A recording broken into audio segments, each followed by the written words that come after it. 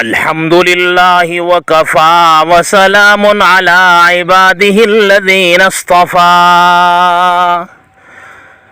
اما بعد فاعوذ باللہ من الشیطان الرجیم بسم اللہ الرحمن الرحیم وما أرسلناك إلا كافة للناس بشيرا ونذيرا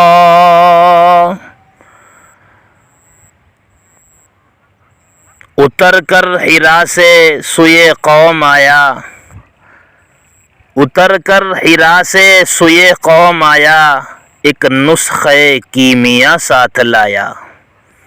محترم بزرگوں، ماہ ربیع الاول اپنی شان اور بان کے ساتھ تشریف لے آ چکا ہے۔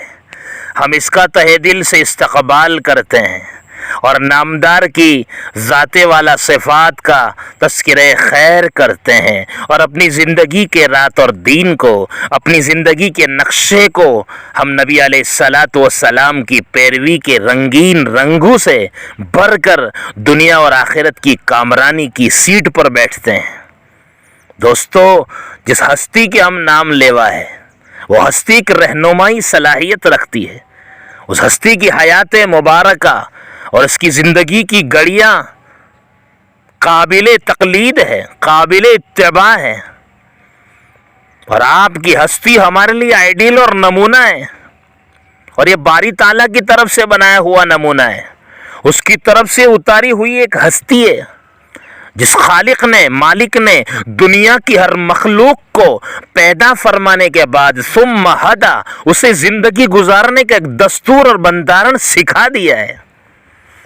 سیکھی ہوئی ہے ساری مخلوقات کائنات کی، اور ہر ایک اپنی اس صلاحیت اور فطری استعداد کے مطابق ڈیوٹی انجام دے رہی ہے۔ تو حضرت انسان کو اتنی بڑی صلاحیتوں کا مرکز بنا کر بھیجنے کے بعد کیا اسے بغیر دستور کے اتار دیا ہے؟ نہیں، ہرگز نہیں۔ اس کے لیے بھی خالق اور مالک نے بالکل اس کے باڈی سے میچ کھانے والا ایک دستور عطا فرمایا ہے۔ اب اس دستور زندگی میں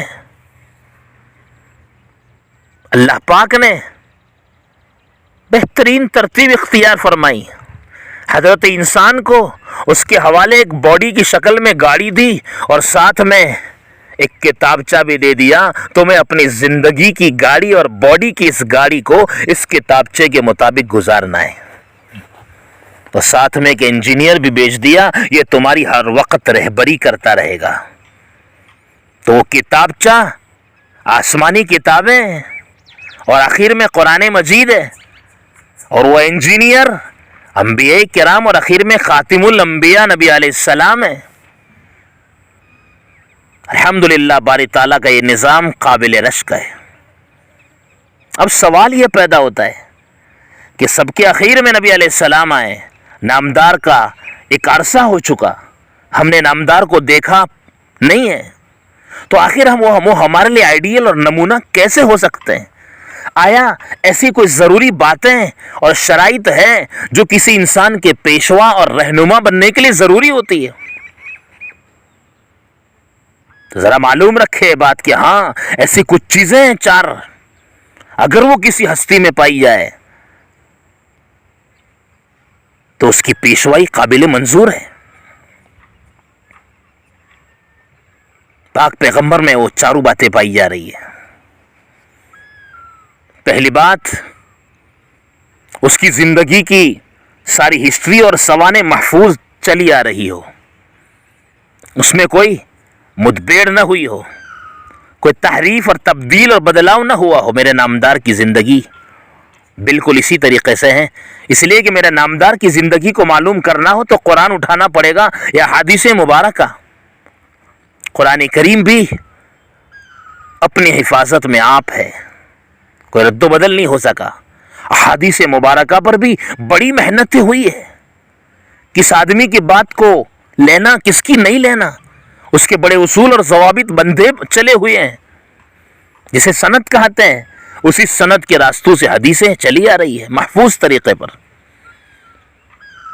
الحمدللہ نامدار کی زندگی میں یہ بات ہے. دوسرے نمبر پر وہ ہستی ساری کائنات کے لیے ہونی چاہیے. ہمارے نامدار ساری انسانیت کے لیے، کسی خاص علاقے، نسل اور لوگوں کے لیے نہیں ہے. قرآن نے یہی کہا وَمَا أَرْسَلْنَاكَ إِلَّا كَافَّةً لِلنَّاسِ بَشِيرًا وَنَذِيرًا. ہم نے نامدار کو سارے ہی لوگوں کے لیے پیغامبر بنا کر بھیجا. تیسرے نمبر پر اس کی زندگی میں، اس کی سیرت میں، اس کی ہسٹری اور سوانح میں انسانی زندگی کے تمام ہی مراحل کا حل موجود ہو. تمامی گوشۂ حیات کو اس میں بھرپور طریقے پر بیان کیا گیا ہو کہ ایک والد کو کیسے رہنا، اولاد کو کیسے رہنا، امیر کیا کرے، غریب کیسے جیے، بیوی کیا کریں، شوہر کیا کریں، مرد کو کیا کرنا، عورت کو کیا کرنا، اقتدار والے کو کیا کرنا، رعایا کو کیسے جینا. ہر زندگی کے معاملے کو پاک پیغمبر کی سیرت میں اچھے طریقے سے بیان کیا گیا ہے. اور چوتھے نمبر پر ہمارے پاک پیغمبر علیہ الصلوۃ والسلام کی ہستی ایسی ہستی ہے جن کی پیروی ہو سکتی ہے. انسان کی طاقت سے باہر کی بات نہیں ہے.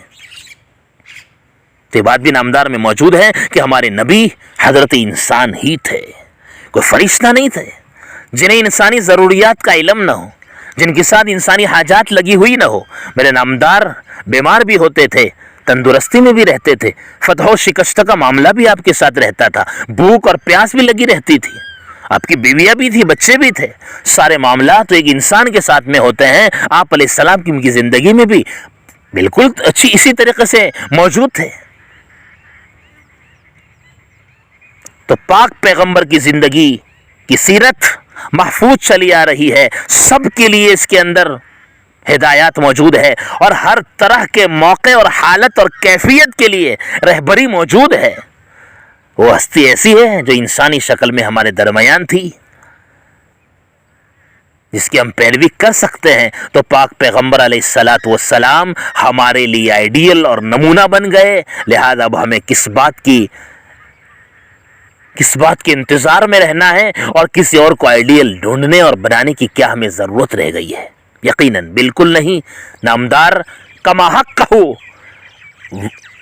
کامل اور اکمل طریقے پر، بوجہ تمام، بھرپور طریقے پر پاک پیغمبر علیہ السلام آئیڈیل اور رہنما اور پیشوائی کی شان رکھتے ہیں. ہمیں فخر ہے اور ہم نبی علیہ الصلوۃ والسلام کی زندگی پر اپنی زندگی کو قربان کرنا اور آپ کے بتلائے ہوئے راستوں کو اختیار میں لا کر جینا، یہ ہماری شان ہے، ہمارا مزاج ہے، ہمارا ایمان ہے. ہم اسی بات پر فخر محسوس کرتے ہیں. ہمیں اس کے علاوہ کسی اور آئیڈیل اور نمونے کی کوئی ضرورت نہیں ہے. باری تعالیٰ یہ یقین مجھے بہت جلد عطا فرما دیں اور پاک پیغمبر کے اس زندگی کو اپنی زندگی سے ملا کر جینے کا لطف اٹھانے کی مجھے توفیق عطا فرمائیں.